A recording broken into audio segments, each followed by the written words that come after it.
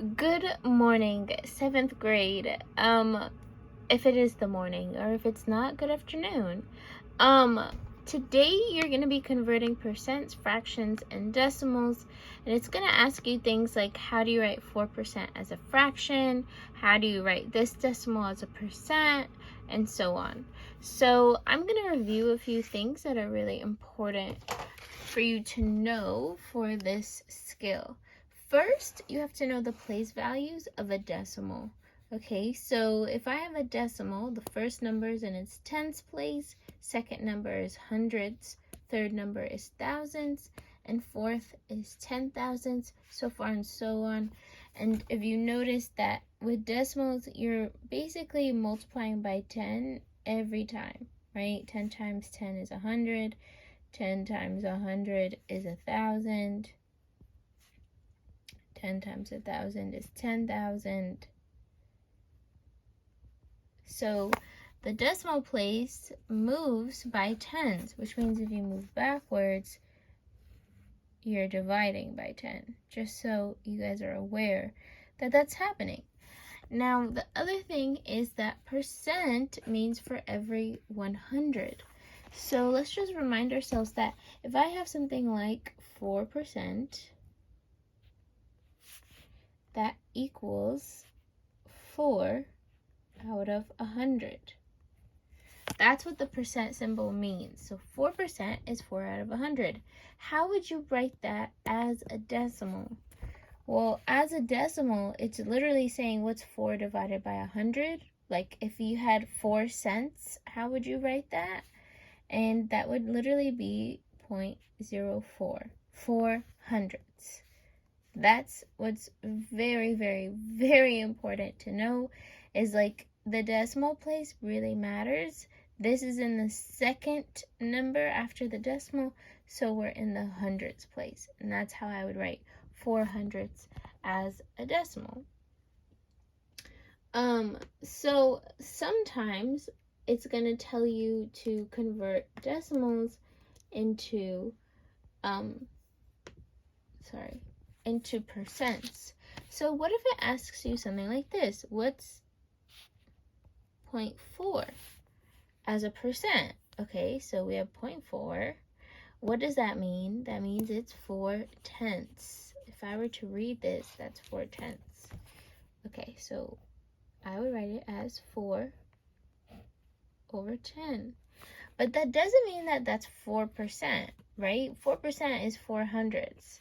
This doesn't mean that's 4%. Why? Anytime we have percent, it's for every 100. So here, I don't have a denominator of 100, but I can create one by multiplying by 10. And if I multiply the numerator or denominator by something, I have to do it to the top. So this gives me 40 over 100, which now is 40%. So the fraction always has to be out of 100. If it's not, we have to fix that. And so you have to read the decimals correctly in the correct place value so that you know this would be 40%. 0.4 is 40%. Okay, now I'm going to show you something on iExcel. It's going to get a little bit harder here. So let's say that you have 20%. You want to write that as a decimal. 20% is 20 over 100. If I divided 20 divided by 100, it would give me 20 hundredths, right? That's literally what it's saying. 20 out of 100, 20 hundredths. So this would be 0.20. Or if you think about it, again, this is how you write 20 cents. That's what it's saying. 20 out of 100 is 20 cents. So the last thing I want to say is, what if the denominator is not 10? What if it asks you about 1/4? So what do I do now? If it says, let's take 1/4 and turn it into a percent. What is it as a percent? Well, that's weird. I mean, you could think about it different ways. we need a denominator of 100 with the percent. So how do I create a denominator of 100? Well, I can multiply 1/4 by 25. And so now that gives me 25 over 100, which equals 25%. So if you ever have a fraction, let's try another one. This says 24 over 25. This is a fraction. I have to convert it into a percent. How do I do that? Well, I multiply the denominator by a number that could give me 100.